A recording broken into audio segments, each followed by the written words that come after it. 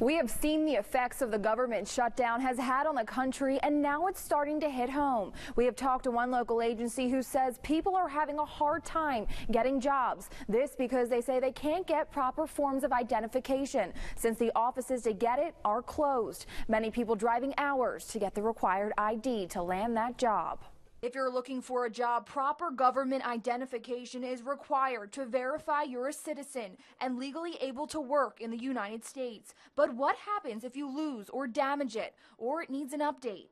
Typically, we would send them to the Social Security office to get the proper documentation so that we could go ahead and employ them. But with the government shutdown, the offices to get the documentation are closed.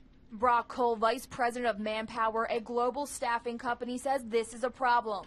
He says many people he deals with are having a hard time getting jobs because they can't get a Social Security card, a visa, or other forms of ID. Right now, it's nearly impossible to get that information, so people are losing opportunities because of it. Kull said one man came to the company looking for work, recently lost his house to a fire. His government ID's gone.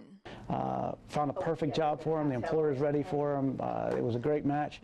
Didn't have the documentation. We couldn't verify that he was a U.S. citizen or able to even work in the U.S. That man had to drive a few hours to Harrisburg to get a state-issued birth certificate to give to the employer because the offices that get an ID around here were closed. People are scrambling just trying to get the jobs, and there's so much competition for the jobs. Any little thing, who'd have thought an ID would be the difference between getting the best job in the world to not having a job at all. Kull says this is also happening with federal background checks. The jobs that might be waiting for them in a month or two because, not being able to get their backgrounds done, they may not get the job at all. So again, if you're looking to get a federal identification, the offices will be closed until the shutdown is over. But even then, there still may be some delays as the offices get caught up. Kerri Corrado, 6 News.